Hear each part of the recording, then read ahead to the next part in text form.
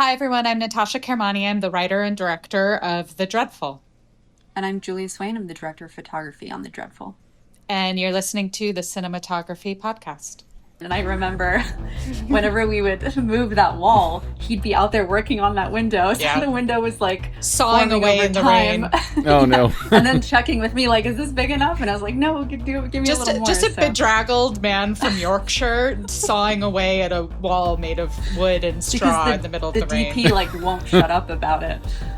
This is Cinepod, the Cinematography Podcast, a program about the art, craft, and philosophy of the moving image presented by Hot Rod Cameras. Hey, I'm your host, Ben Rock. Today on our show, I interviewed director Natasha Kermani and cinematographer Julia Swain. As a director, Natasha enjoys directing horror and thriller films that explore dark psychological themes. Cinematographer Julia Swain has worked with Kermani on several projects over the past decade, including 2025's Abraham's Boys, which I recommend highly, and the 2020 horror film Lucky, which I still need to see. Natasha and Julia's latest film together is The Dreadful, a gothic horror tale set in medieval England. In this episode, you'll learn about the partnership between Natasha and Julia, beginning with early drafts of the script, turning a low-budget 17 days, think about that, 17-day winter shoot on a remote location in Cornwall, England into an advantage. How building a practical mud hut on site added to the story, and using anamorphic and Panavision portrait lenses to create the right look. After the interview, stick around for our short ends, our pet obsessions of the week, but first, find out what's going on in the world of entertainment in a little segment that we like to call Close Focus. All right, Ben, it is our close focus time of the show. It's what's going on in the world of entertainment. What is going on in the world of entertainment? Well, I want to start with a bummer. I apologize to everybody, but the great Frederick Wiseman, one of the best documentarians to ever do it, has passed away at the age of 96. And when I saw that, it really bummed me out. We were able to interview him for the show. It was Alana and me, actually, in 2020.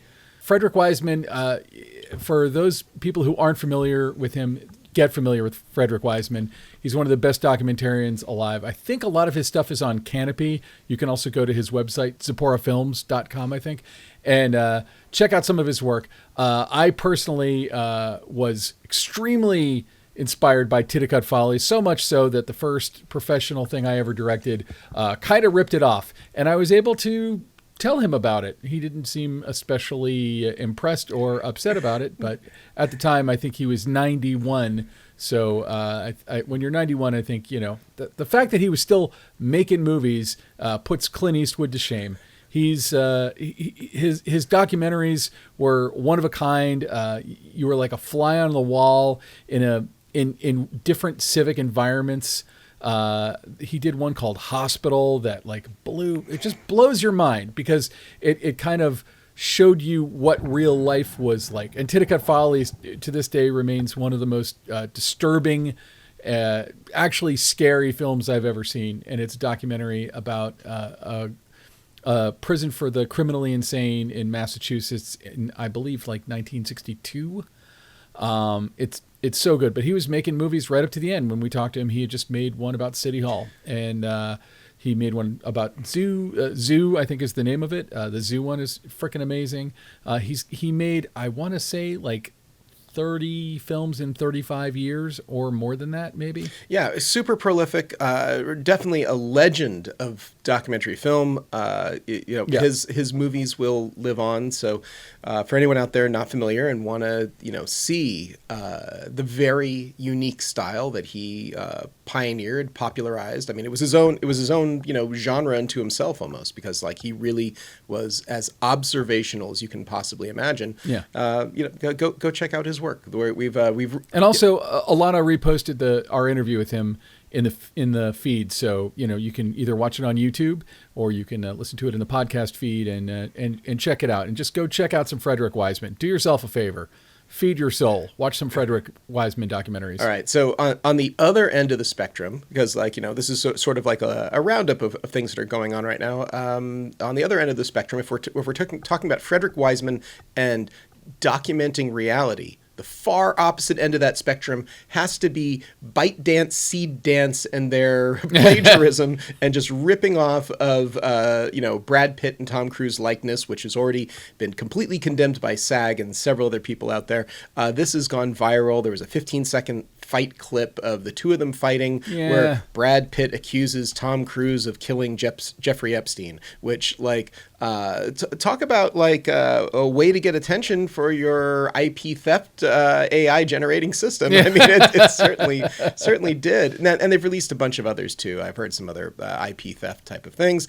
It's interesting. I went and looked at the, it's a ByteDance, Seed Dance is the parent. ByteDance is the parent company. The owner of TikTok. Let's just go right to it. It's TikTok. Former owners of TikTok. Oh, now, I thought that they still owned a giant chunk. Oh, I don't actually know how the ownership breakdowns. Maybe one of our listeners can tell us the ownership breakdown now of TikTok. But I thought it was controlling interest. At least, maybe it's just the U.S. portion of TikTok. That's all. Yeah, I think that's okay. The deal. Well, yeah. So ByteDance, they're hoping to get content creators and influencers who really don't care about anything other than posting a flashy video about themselves that is only going to last a few seconds on the screen anyway, to pay them between $10 and $119 a month. So I think it'll be interesting to see what happens with them if they get shut down, if new regulation goes into effect, because frankly, now that I've actually met some AI companies, and you have as well, like with the people at Asteria, which are not just scraping the internet for training data, that are actually paying money for licensing data.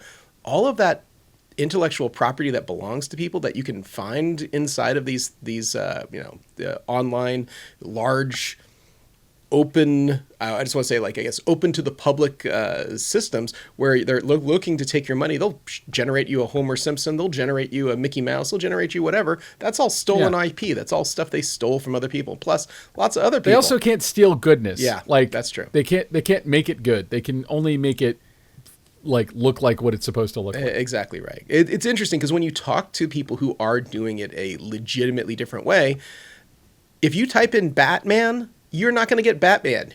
Might get a bat. You might get a man, but you're not going to get Batman. That Batman does not exist inside of that language model. So anyway, interesting dust up going on. There's plenty more. I'm sure we'll put a link in the show notes. It's the whole thing about the AI world, I feel like, is the ask for forgiveness, not permission. So they didn't go to Brad Pitt and Tom Cruise and ask for permission to do that. They just did it to show that they could do it. And even if they take it down, it gets them a huge bump on publicity, and they get bragging rights. And so, good for them. Cool, whatever. One thing that I think is worth doing is watch that video and close your eyes and tell me if you can tell who's supposed to be Tom Cruise and who's supposed to be Brad Pitt. The voices sound identical to me. And the thing that everyone always says about AI is well, it's only getting better. And I'm like, okay, but ring me up. This is good. It doesn't make me care, though. If you were none of that makes me care. If you were making that movie and you could make that, you could use AI with permission from Tom Cruise and Brad Pitt. Let's say you were making that movie where they have a big fight scene on a roof or whatever, and you didn't get a shot, but you had the training data from them and you were able to create it. That to me still falls into the rubric of visual effects. And that would be a VFX shot where you're using AI to create an angle that you didn't get on the day with actors with permission. If you could do that, I'm not against that. They wouldn't be against that. They'd be getting paid to do that. That's how freaking movies are made. That's exactly how movies are made. And this is not a movie. This is something designed to generate, a few moments of attention on the internet. And it worked. It did. Here you and I are talking about it. And the thing is that what AI gets right, that a lot of things struggle harder with, is it gets photorealism right. But it doesn't get good writing. It doesn't get good performance. It doesn't get really anything other than, oh yeah, that looks like Brad Pitt. Yeah, exactly right. All right, so moving on to a couple of things going on in the LA area. So for listeners to So screw you to everyone else in the world who isn't here in LA, in my lovely city that's not raining today, but will be raining tomorrow. There are a lot of people who visit. But speaking of Los Angeles, there's a couple things going on in LA. Ben, do you want to take away one of those? Well, you sent me both of these. One of them is that Kristen Stewart is revitalizing the Highland Theater in Highland Park. And it's a movie palace too. It's not just like a single screen. It's like it's a great big 70 millimeter like movie palace upstairs, and then a couple of other screens downstairs. It's like this no small endeavor. And it's something that, like, being an Angelino, I a lot of times I'll drive past these buildings that were clearly movie theaters at one time and have been turned into, a lot of times they're turned into swap meets or office buildings or whatever. You sent this video, which we can link in the show notes, that kind of takes us through the actual place that she bought, and she's trying to get people excited about going to see movies in the theater. Yeah, and I got to say that Kristen Stewart's motivations are entirely altruistic. It seems like it's not like, oh, hey, how can I make a buck off of this theater? It's really like, this is a place that deserves to live, and we want to create a third space. We want to create a place not only that people will go to the movies, but some of the sort of like things that are missing around it, like places that you can hang out and talk about movies or be a community resource. And it's like, that can exist all over the place. It doesn't just have to be in Los Angeles. Anywhere else in the world with a crumbling or failing movie theater infrastructure, take note. It's like there's a business case to be made, especially to link people who love movies, love to talk about movies, love to experience movies the way that they should be experienced, which is quite often in a group setting. Well, also, like this past fall when Regal was like doing nothing but classic movies every day, a different one every day. I think it was in September. I mean, I'm in LA, so I get it. We're a city full of movie people, but like those theaters were full every night. Like on a Wednesday night, people would be showing up to watch Vertigo or whatever. And those movies, you're not going to be paying opening, like the movies that are currently in theaters right now. You're not going to be paying those kinds of fees. The theaters won't be, to run those movies, and people love them. Greatly reduced costs. I know that in San Francisco and in Berkeley, there's several art house revival theaters. There's some here in Portland. Yeah. There are places, maybe it's a left coast thing. I don't know, but clearly there's some in New York as well. I'm from Orlando, where we have the Enzian Theater, and I worked there for many years. There? In the Enzian Theater.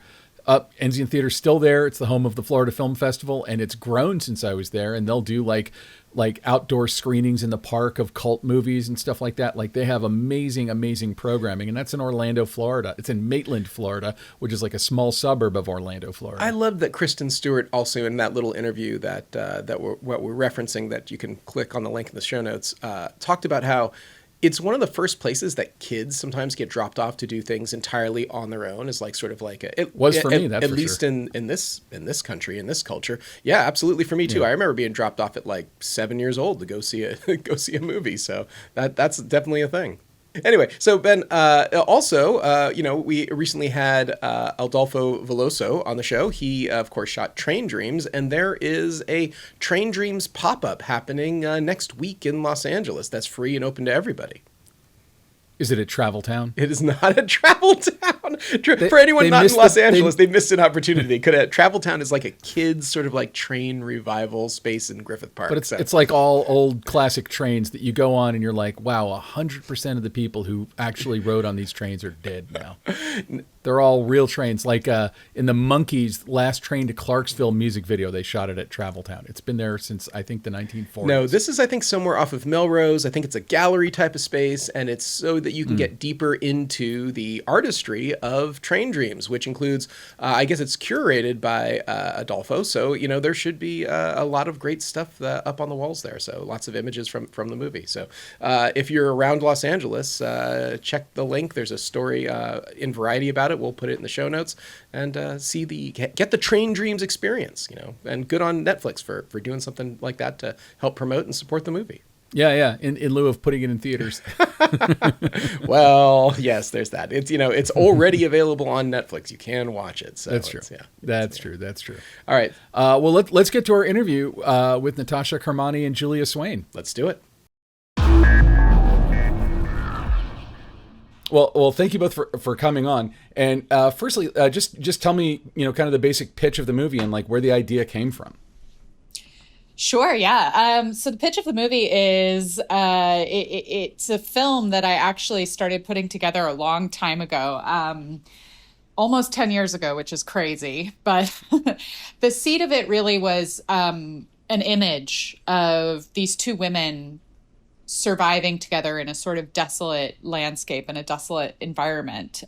This sort of unique relationship that I think we don't see on screen a lot, which is an older woman and a younger woman who are not, who are not mother and daughter, who are actually mother-in-law and daughter-in-law, and they've sort of been tossed into coexistence, by like a chaotic universe. And sort of what happens to that relationship as it begins to sort of fray and fall apart and be torn apart as they are moving in two different directions.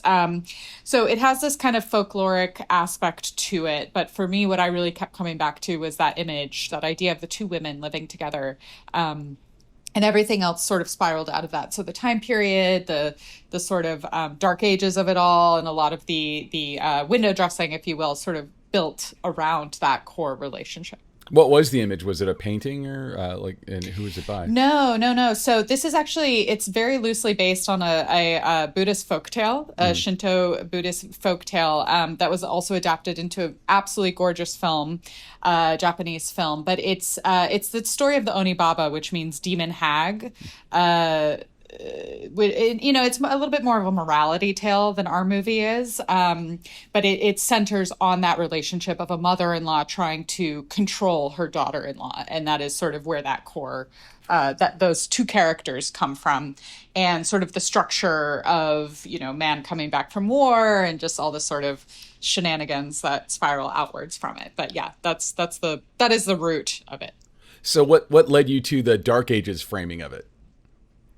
Yeah, so I knew I wanted to do the Dark Ages because it has the brutality I was looking for. It has the sort of desolation, the isolation, but also the simplicity, right? And I grew up loving like Arthurian legend and Robin Hood and Lord of the Rings and all that good stuff. But I ended up actually putting it a little bit more forward in time. So our film is 15th century. And the reason I sort of landed on that time was because it's kind of the end of the Dark Ages. So it's the end of the medieval period, and we're moving towards the Enlightenment, what is sort of regarded as the golden age of England. So it's Queen Elizabeth and Shakespeare and all that stuff. It's all around the corner for this world. And so for me, it felt like it dovetailed really elegantly with the story of the main character, who's sort of moving from this place of darkness to a place of enlightenment or, independence, or however you want to sort of think about her journey. So for that, it just felt correct to me. And I loved this idea of this character sort of moving into that world, right? Into the world of Martin Luther and the printing press and sort of all this modern world stuff that is around the corner for her and her generation. So what brought, Natasha, what brought you and Julia together? Well, Julia and I have been collaborating for a long time. I believe we were first introduced by Alexa Lopez, who was working at Panavision at the time as a rental agent. I just had never found, I had a little bit of a background in camera and crew and all this kind of stuff, and I had never really found a collaborator and a DP that just like really clicked and felt like someone I could grow with. And Alexa suggested that we get coffee, and we got coffee, and Julia's tolerated me ever since. So I'm very fortunate.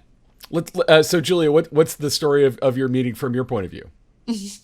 Yeah, it was Alexa, who is a champion amongst all of like in this industry. And so we were going to do like a music video, and I think it didn't happen. Like it fell through. And then we did a commercial together. And then Lucky was around the corner. We did a few like short form things together, like really fun experimental things, big commercial. And then Lucky came about, and that was like a really fun like long form to do together.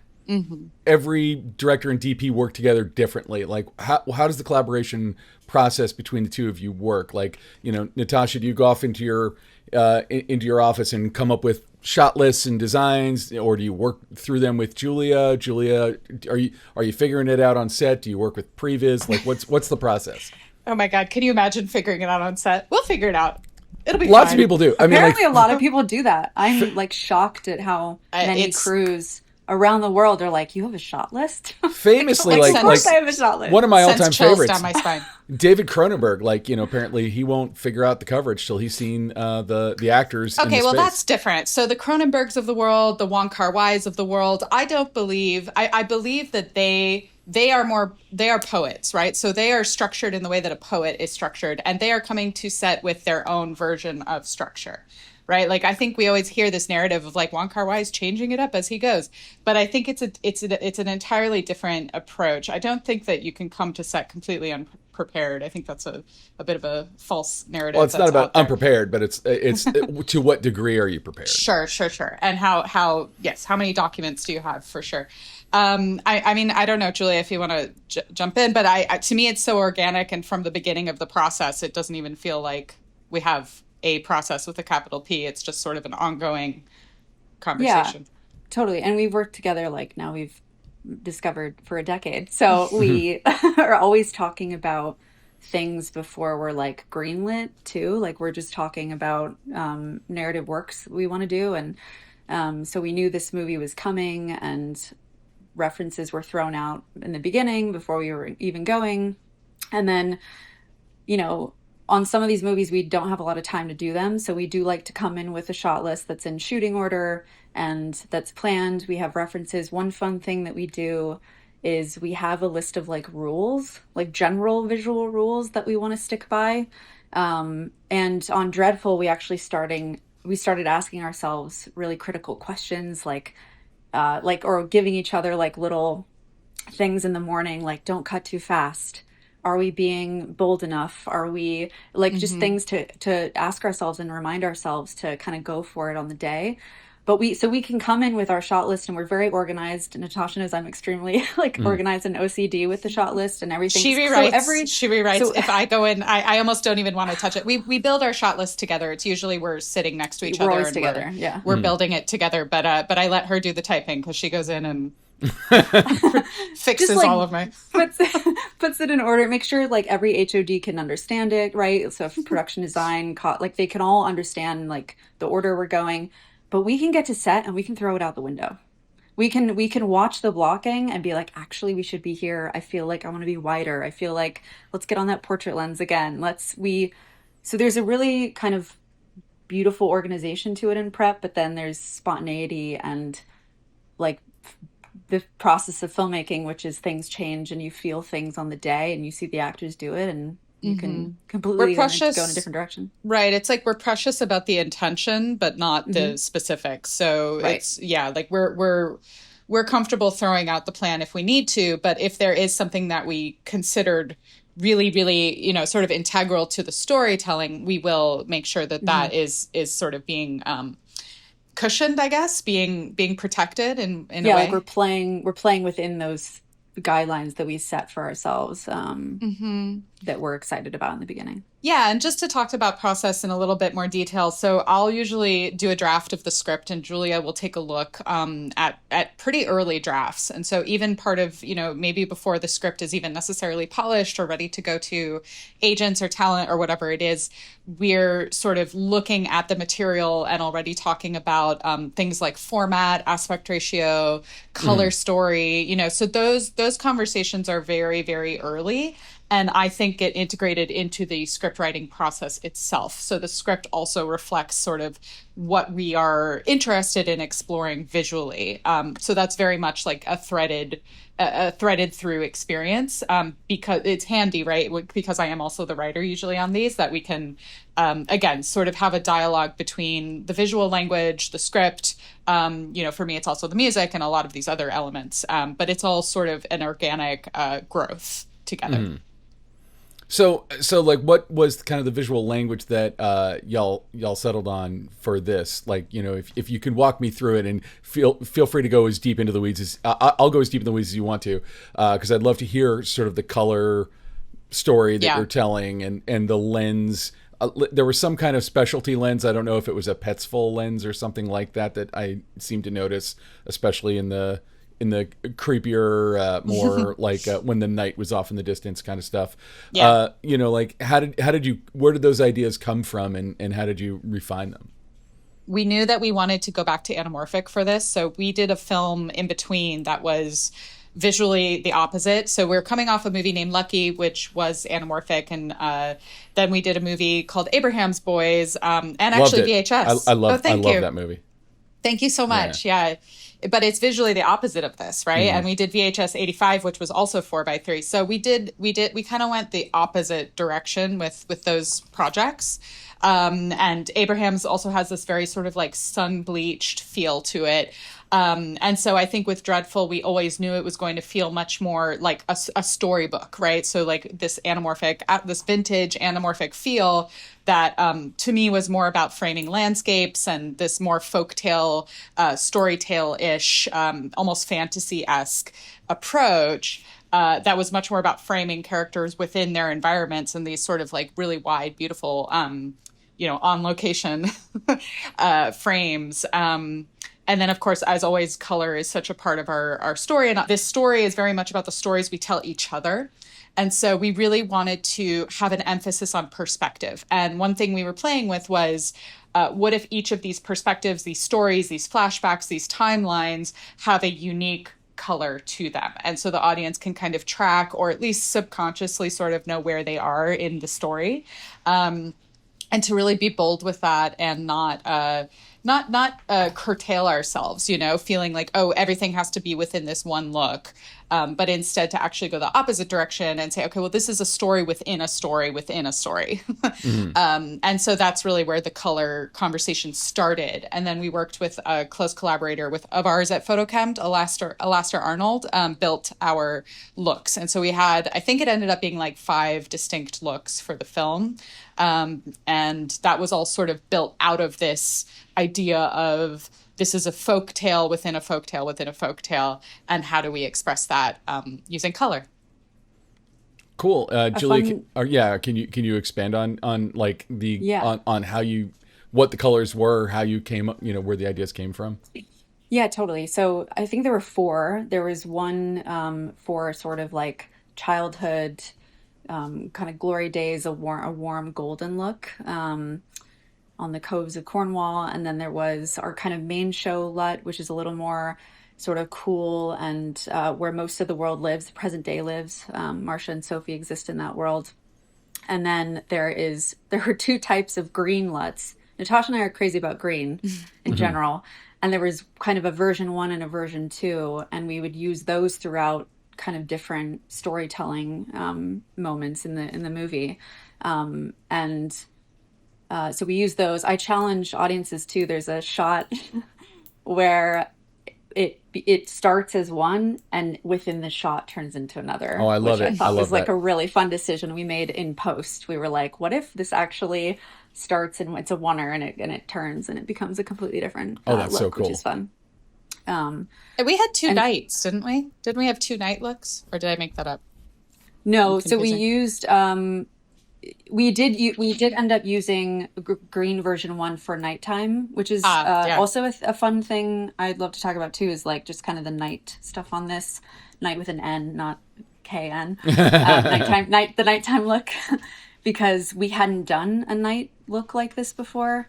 So there were elements of that were green as opposed to like blue, or like white moonlight. And then we shot on the Panavision T's for 90% of it, and then we had a Panavision which was portrait. a secure. Sorry, just jumping in. I feel like we talked about different anamorphic sets, but we ended up on the T's because we loved them so much. Yeah, unlucky, and we felt so comfortable with them. So that was actually a return. Yes, experience. Yeah. And I myself have returned to them on a couple other movies because I just think they're just so amazing. So then we used those, and then we had the Panavision portrait lenses. I think we had 1 or 2 focal lengths, like a 35 and a 50. That was sort of, you'll see, rooted in a POV of some other character in the film, sort of, without giving much away.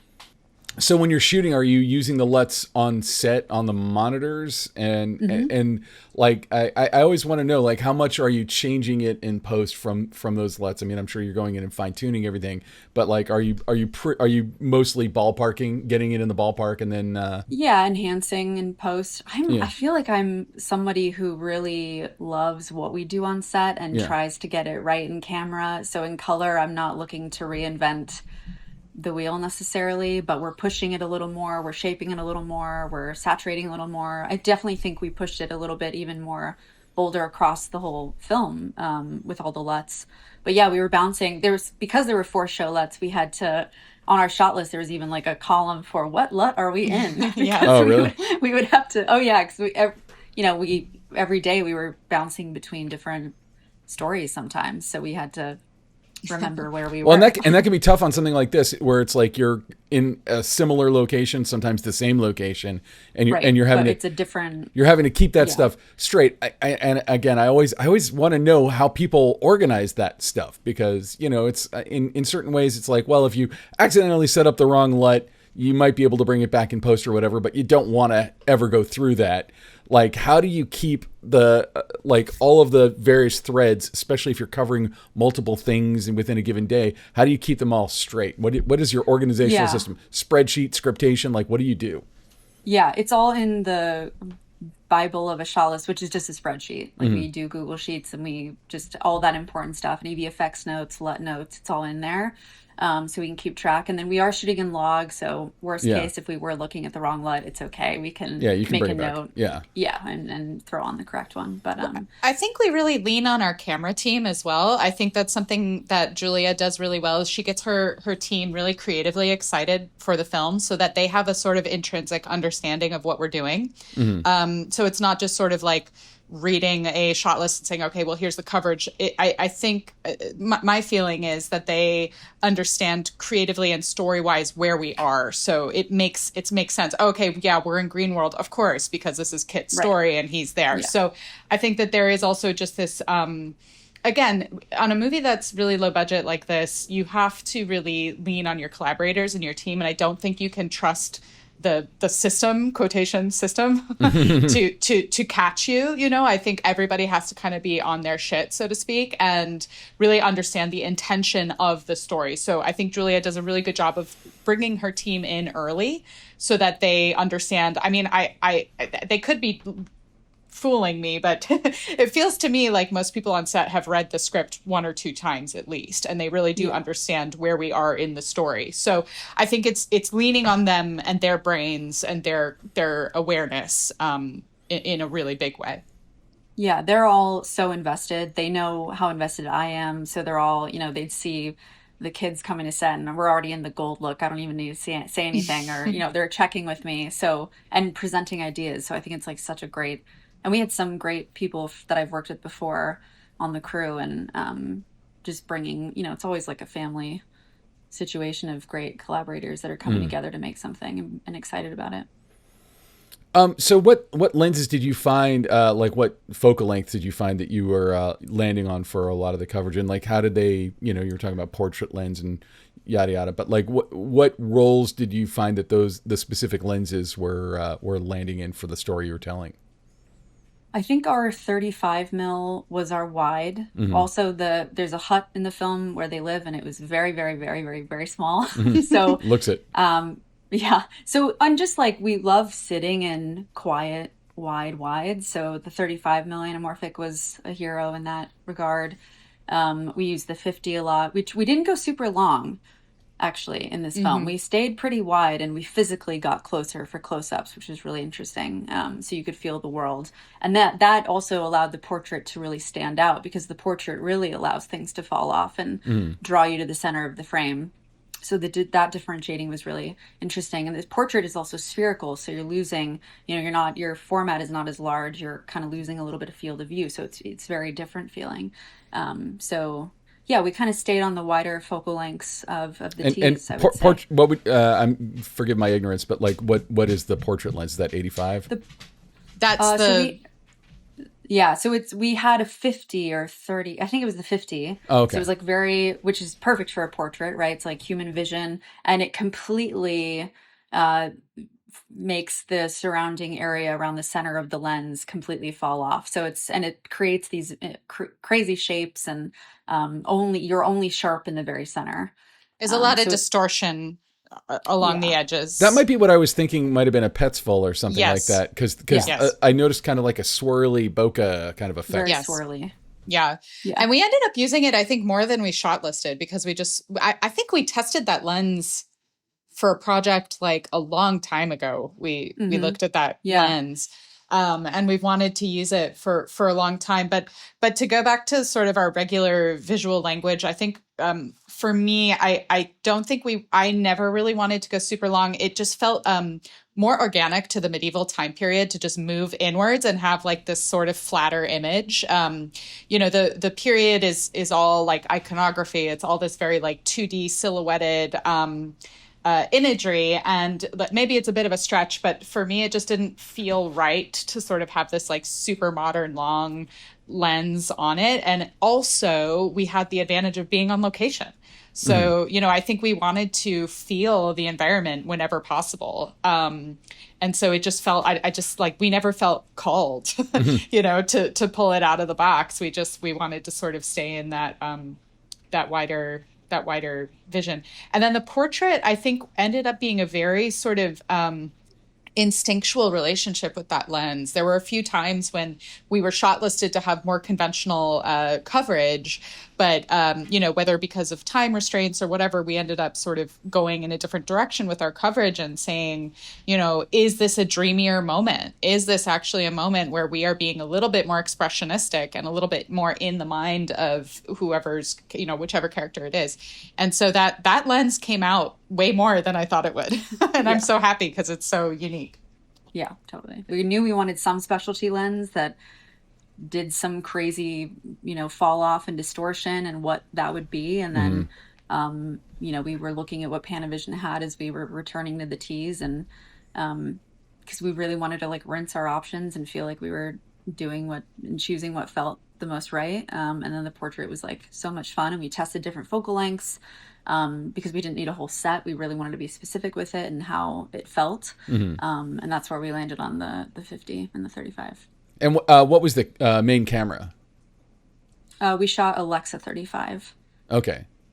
Yeah. That helps me also kind of wrap my head around like so what the focal lengths are covering. And were you shooting in London or shooting in England? We shot in Cornwall. Yeah. So we prepped in the London office and then brought it down to Cornwall, and some of our crew was there too, which is way out there. Yes. So part of the sort of the curse and the blessing of shooting like out on location, in a place that really hasn't changed very much since the medieval time period is, the beauty of it is we had our set everywhere we looked, right? So it was kind of like, we love this cliffside over here. Let's go walk 5 minutes over. The other side of it, though, is there's basically no infrastructure, right, for film production. So whatever you bring in with you is what you got. Yeah. And often these locations are so difficult to access.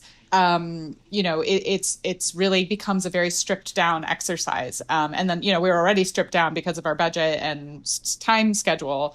So it just became this very sort of specific, intentional process of saying, okay, this is our cliffside. This is our beach. Here's how we get to it. Yeah. Whatever we're putting in backpacks and bringing down, that's what we got to work with.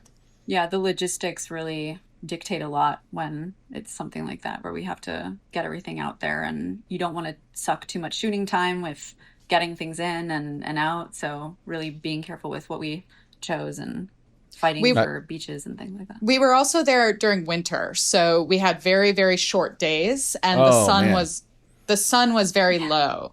So there's really very little brightness. I think we had one day of like really bright sun, and that's actually the sort of beach day with Kit and Sophie. That shows up a few times in the movie, but it worked out where it is this kind of more romantic, optimistic feel to the scene. And that was, I think, basically the only day of real clear skies, sunlight that we had. Otherwise, it really became about embracing the darkness, right? So the woods in winter the whole movie's about embracing the darkness. That's right. And I thought it was very beautiful to have that low sun sort of behind us for the most part. Yeah. Was really gorgeous. But it definitely is in the DNA of the film that we were there in December. I remember we felt really lucky when the kids are playing in the coves and the sun was shining. Because we were like, this is never going to happen again. And it was never going to happen again. I think our first or second day, we were like, oh my gosh, cherish this moment. And it worked out for the kids' scenes. And we felt really lucky. 100%. So let's talk about sort of the approach to lighting, because this movie exists in a time before, like long before electric lights, and honestly, so much of it in a cabin, where the most light we're getting is firelight and stuff like that. And I feel like you do a really amazing job of making it look, creating an unlit look, but still keeping it looking gorgeous. Obviously, when you're in the church, or there's lots of places where I feel like you're doing a little bit more with lighting, but it feels, I guess I should just say, like period correct. Like we're not. It doesn't feel like lit with a capital L. It reminded me, and I hope you take this as a high compliment, of like The Witch, the Robert Eggers movie, which I freaking love, and kind of feeling like it was grounded in it almost.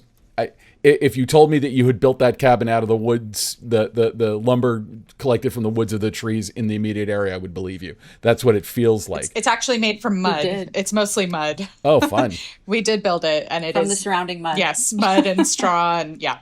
So what is the approach to lighting when you don't want it to look like lighting with a capital L? When you want it to feel like it's in a time where there would be no lights, really. Mm-hmm. Well, thank you. I appreciate that. Yeah, I think it's a lot of trying to make things not look too sourcey. So there's nothing really hard coming in on actors. Their keys are really soft. Also, just like I like to walk into a space like the hut. It's like, where are the windows? That's like, because those are my sources. It's like, what are your sources? Okay, we have the fire pit. Where do we place the fire? And where are the windows coming from? And how does that work in relation to where our actors are going to be? Natasha and I would talk a lot about like all the hut scenes and where the bed is, and just being really strategic with all of that.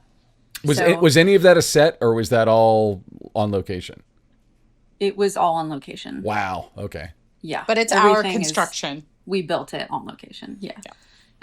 But again, limited resources, so it's small. It's not necessarily like what you would expect. I mean, like I could certainly see an argument for like, hey, we have a warehouse in Cornwall. We can build the interior of that. We talked about it. Yeah, we talked about it. It just wasn't. The logistics didn't make sense. We had 17 days to get principal photography on this. Oh my God, really? Yeah. So when you were talking that you had a short schedule, like, when I'm jaded from doing this podcast for so long, it's like, that usually sounds like 25 days or something. Like, yeah, I was about to say 25. Yeah, we wanted 25. We asked for 25. Yeah. We got 17. So that's the reality of.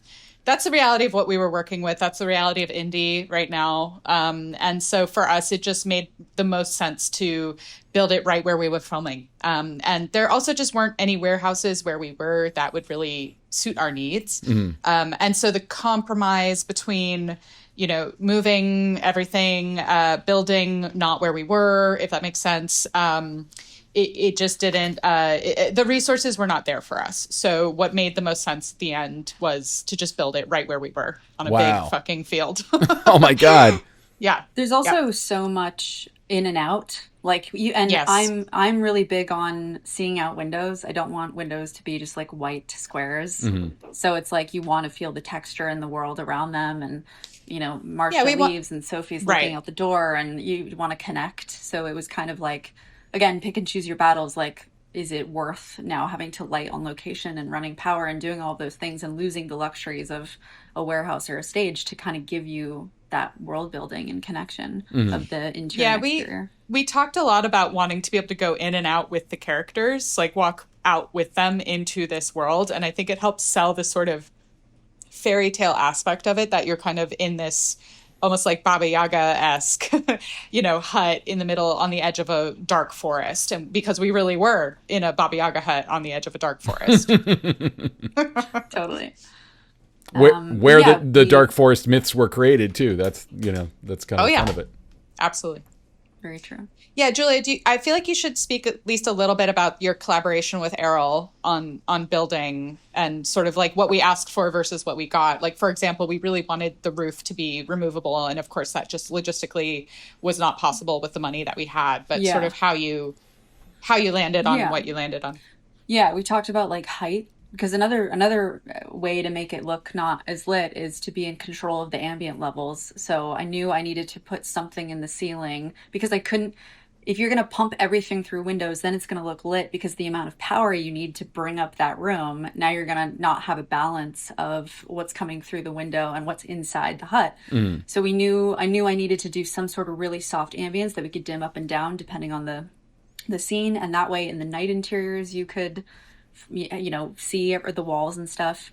So Errol and I talked about height because I needed to put something there. We talked about windows, the bed, where the bed is, I knew there had to be a wall that went away that we could access. So not everyone's going in through.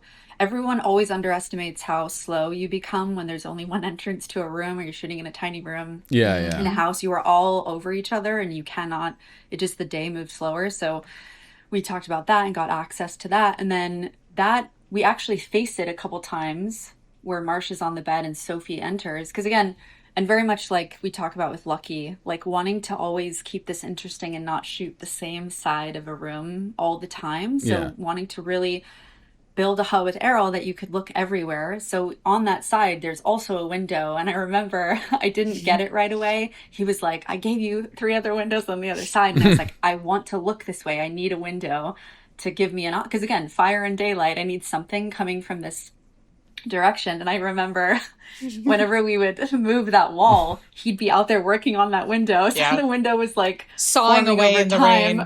Oh no. And then checking with me like, is this big enough? And I was like, no, give me a little more. Just a bedraggled man from Yorkshire sawing away at a wall made of wood and straw in the middle of the rain. The DP like won't shut up about it. Thank you, Errol. Every day, I know. Thank you so much. I kept checking in on it. Like, how's that window going? Because it's really important to me. And it was very important.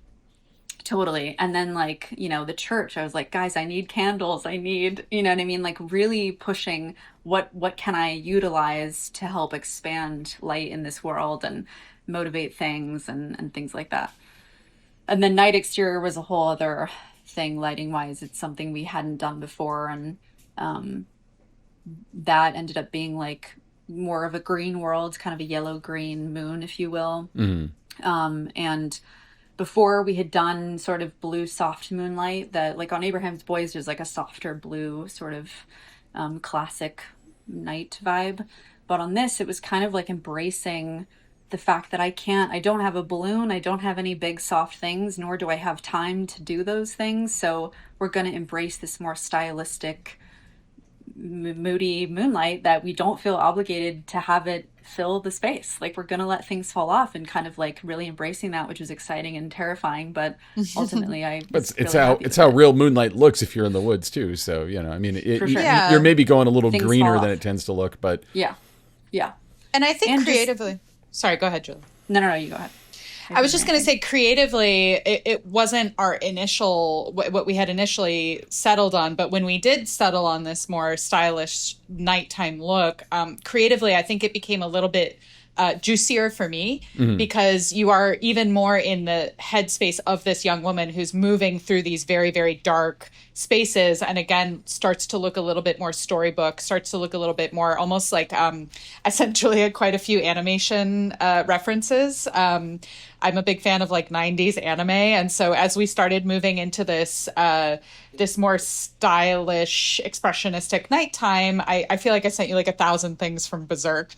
Ninja Scroll and like just these really like I learned a lot about anime. Yeah, just this like total abandon of like necessarily having this hyper realistic look and instead embracing something that was a little bit more in her perspective, again, a little bit more expressionistic.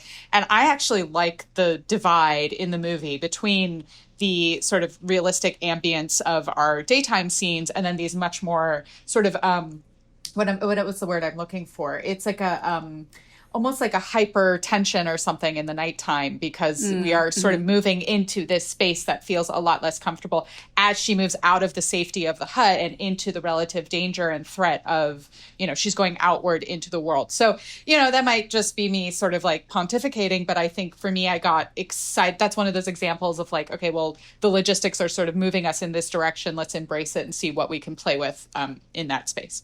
Totally. And there's like a naturalistic element of Anne and Morwen in present day, and then there's this great sort of supernatural we don't fully understand element going on. So being able to sort of embrace that and lean into that of like, this doesn't have to look like anything we know. This can Yeah. be anything we want, you know, because there are these amazing elements and undertones and this, you know, there's so much subtext, which is really interesting. And I think the most interesting thing about the movie is like the relationship of the three characters and this mysterious night. So it's sort of like, how can I drive that stuff home?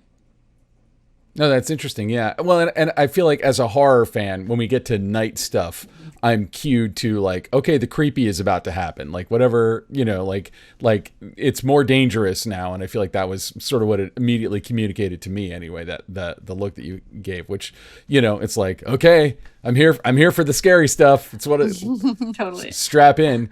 Let's talk about the church stuff too, because the church I feel like almost becomes a character in and of itself, and it is a location that doesn't look like anything else in the rest of the film. And even like in my mind, it was like, oh wow, yeah, I guess there would be a church, and I guess they would do all this stuff to make it look as nice as they possibly could, given the period. But talk about kind of creating that look in the church. Yeah, the church was probably my hardest location because I could not rig anything to the ceiling. So you do have to have, like, I had to push light through the windows. That's all I could do. And then I could only have, I could like wrap keys around, but I couldn't have like Was it a real soft ambient. church? Was it like Yeah. a? Yeah. Yeah. It's a real 13th century church. Oh wow. Okay. Yeah. Which also, I don't know if we can say this or not, but it was riddled with Anachronisms. lamps. Yeah. Like it had lamps hanging down that we had to paint out, but also it didn't allow me to put things up there. Like there was a lot of things in the way in the ceiling and um, Heaters. heaters. Yeah, there's like all this stuff, like modern things they had added, and so that was kind of impeding on our process. But yeah, it was really just like so there's a bunch of daytime in there where we're pushing daylight through, and we've got candles, and you know we were keying Sophie and Marcia. And then there's a really cool night scene where we did get to push like the green through the windows, which I really loved, and then embrace a more warm ambience from the fire inside. So it was really fun to like be able to go back to the church, but now sort of do it in a different world. And that's a really pivotal scene. And so being able to be with Kit and Sophie, and again, like we'd been in a certain pew where Morwen and Anne sit when they go to church, and now we're gonna where can we now move to create a different feeling for this? Let's put Kit and Sophie in a different area and create like a different world and expand upon what we've seen in this church. Because the easiest thing to do, and a lot of low budget movies do this, where they find a shot that works, park the camera, and just roll through their scenes, right? Like sort of a TV approach, Block or shooting, old yeah. school. Just block it and just go, and like that's really your experience of it. And I think for us, we really wanted to make sure that we were really fully inhabiting these spaces, especially the church, which is so important. And I think Ben, you clued on to something that was very important for us creatively, which was the church is not just a place of spiritual refuge, but it's also where the characters get a peek at abundance. It was the place where they saw things that they would never see in their day-to-day life, right? So like part of what these traveling priests would do, or the church would bring back, would be materials, items, objects, things that sort of triggered the imagination of their flock, right? And especially this sort of days of the Catholic Church, and all of these sort of items is really how I think of it. And so that capturing that beauty, and even in the music and the sound design, we wanted it to not feel like this sort of cold, empty space, but instead kind of one of the most enriched locations of the film for these people, right? So that was super important. And then, I mean, atmosphere as well for lifting the general ambience. That too. Yeah, right. So it wasn't like it gloomy. We didn't want it to feel gloomy and shadowy. We wanted it to sort of have this feel of, it's sort of an exciting space. It's sort of an intriguing space. It was like idealistic in the way. Yeah, it was a fresh approach to showing a church, because I guess I'm used to seeing, you know, especially in horror movies, but in any movies, it's like, you know, the church being kind of like the cold place where, you know, you're told that your soul is going to be eternally damned. And in this, it's like the enlightened character of the movie is going to the church and is getting all this enrichment Yeah. in her life, especially, I don't want to ruin what happens a little, well, I don't remember if she goes to the church first, but like she goes there several times, but Yes. something happens with a traveling friar, and, which could kind of put you in a certain headspace around churches, but then this actual church and the priest, like is presented as a very positive character in the movie. And, I just thought it was a really fresh approach, especially when we talk about stuff that takes place in the medieval times, a lot of times, but I think that's I think that's a very modern look at the medieval period. I think if you're really putting your head in the mind space of the people who were living at that time, their relationship to the church, for the most part, wasn't how we look at it, right? Yeah. It's not like every day they're burning witches, right? Like Correct.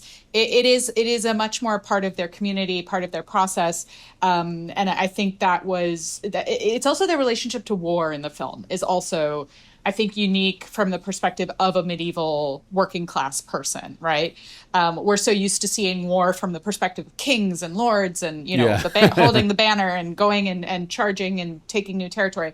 But for the working class, man in 15th century England, war, if anything, was an opportunity to make a little bit of money, maybe raise your social status a little bit. You can come back with a little bit more cash, maybe some items, so the whole relationship, I think, to war, to church, to familial obligations, right? Like, I think it's more interesting to think about it from the perspective of the person living in that time, rather than us in 2026 looking backwards and sort of projecting our own agenda onto that time period. Speaking of cinematography specifically, like there's another symbol related to the church and Anne's relationship to the church later in The Hut at Night, where she has light around her that we looked at saints and stuff for, and I wanted to create like this glow on her, and that also throws it back to her relationship with her religion and her spirituality. Yeah. So that was like a fun thing to do as well. And I mean, I think it's an interesting balance that Julia is somehow able to make work, where often the drama and the relationships of the characters and everything is very grounded. And so we're not really in a heightened world, but then these heightened visuals happen, whether it's in the lighting or the color or whatever. And so to sort of merge those two things, I think it's a tall order. And Julia always rises to the challenge. Figuring out how to sort of balance. And is very determined too. Yeah. Because I think that's something you could say, okay, it's too hard. It sucks up time on a schedule where there's no time to spare. And yet I think these little moments are really important to us, and they sort of finish out the story. But yeah, I mean, I think there's also a magic to a place like that. The name of the town we were in is Lostwithiel.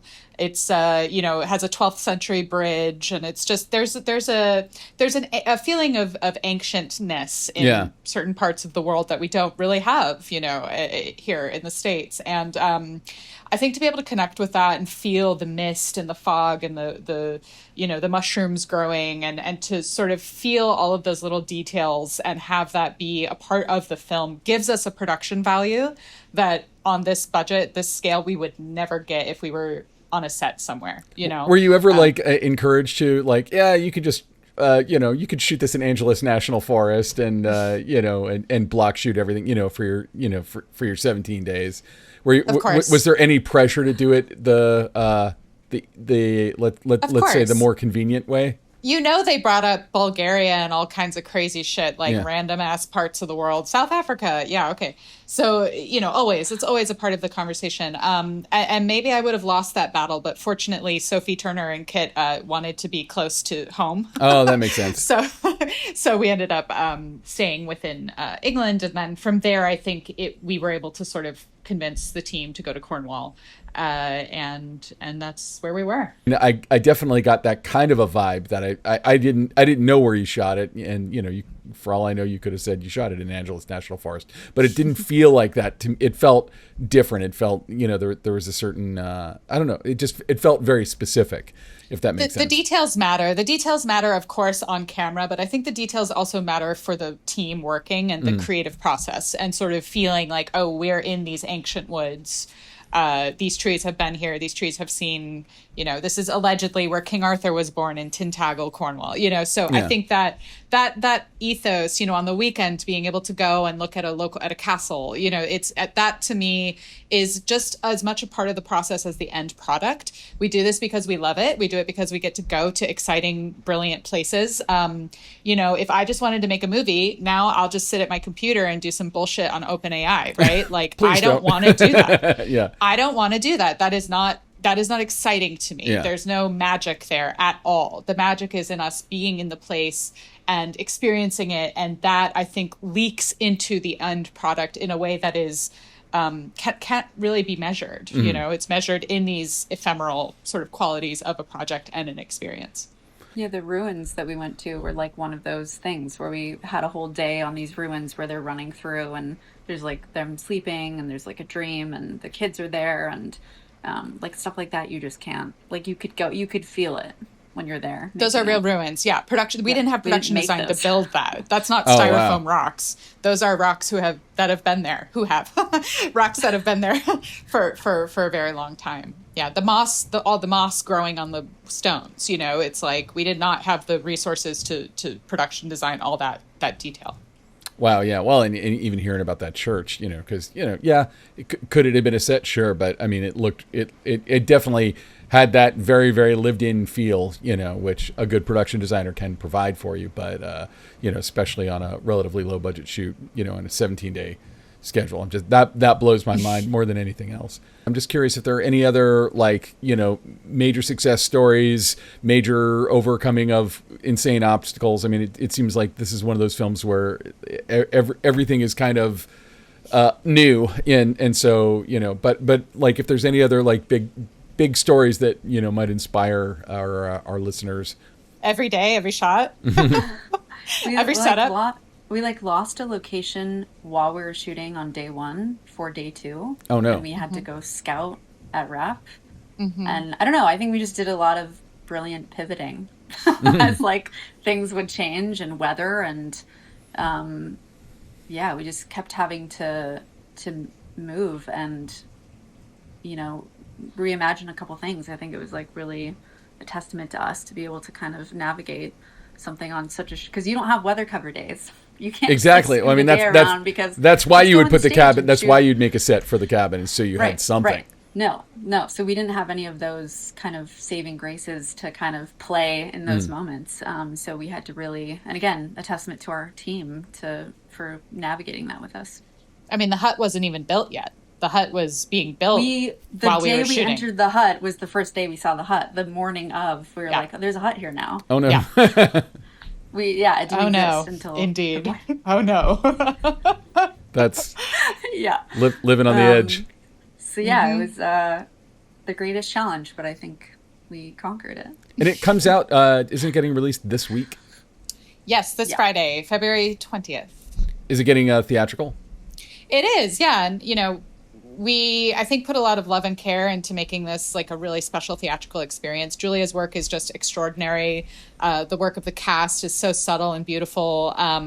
So yeah, if you can see it in a theater, that's definitely the way to experience it. But of course, it's also available on your TVs that have the motion smoothing turned off, cinematic mode, and enjoy. Every Christmas, I turn it off all the in-laws' TVs. There you go. Doing God's work. Doing your duty. Yeah. So thank you both so much for coming on the show. Before we go, is there any kind of website, Instagram, TikTok, whatever that either one of you would like to plug for people to follow you? I'm barely on social media, but I do Lucky. use my Instagram. I do use my Instagram to sort of post about upcoming projects. So it's a good place to sort of see what's coming out next. Julia and I like to stay busy, so there's always stuff coming out. My Instagram is at Natakerm, Natakerm, and you'll see sort of announcements, trailers, all that kind of stuff. And Julia, do you have any, even your personal website or anything? Yeah, all I have is Instagram, which is at Julia Swain, and then I'm juliaswain.net, which is, and they're just both kind of portfolio, all portfolio Excellent, work excellent. stuff. So thank you both so much for coming on. Thank Thanks for you. having us. Thanks for having us. So that was Natasha Kermani and Julia Swain. Thank you both for coming on the show. If you're listening to the sound of my voice, The Dreadful opens this week.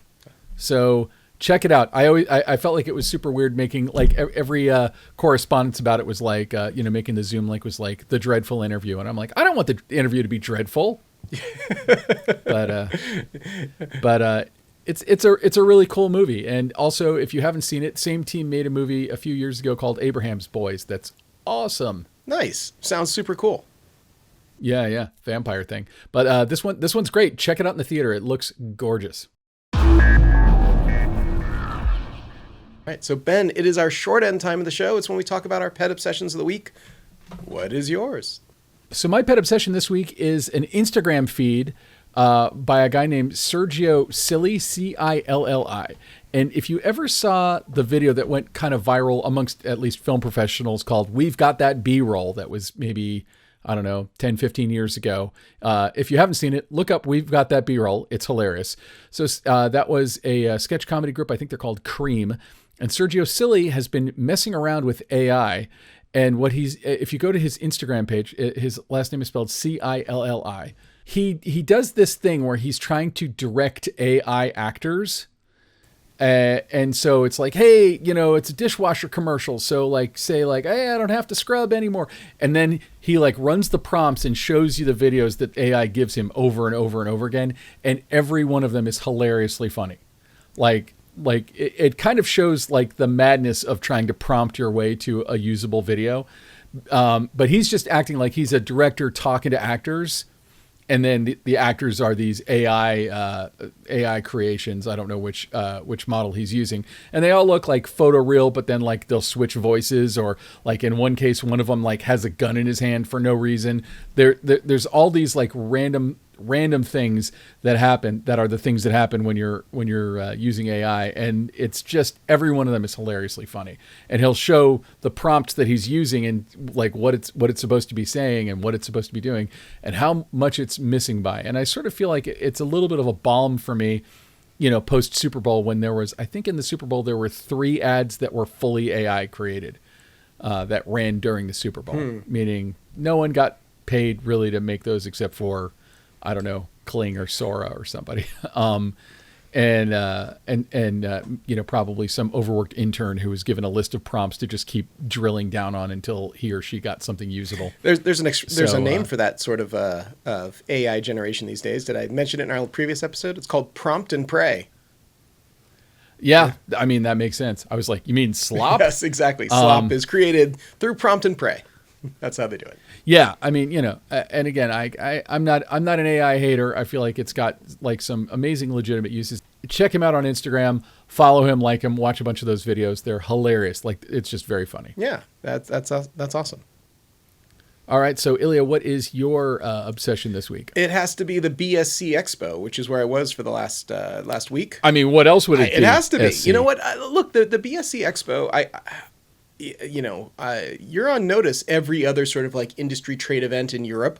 That I think is the best one. They really do an incredible job. It is, it's very popular. A lot of people. The BSC show takes place at a place called Battersea Evolution, which is sort of right in the middle of London. And it's an older space, but it's got like a starfield ceiling, which is kind of like, unusual for a convention center. They're busting at the seams. They have a few vendors who are outside, which kind of sucks because it's raining, but 99.9% are inside. And they kind of have like some extra tents and other sort of areas set up.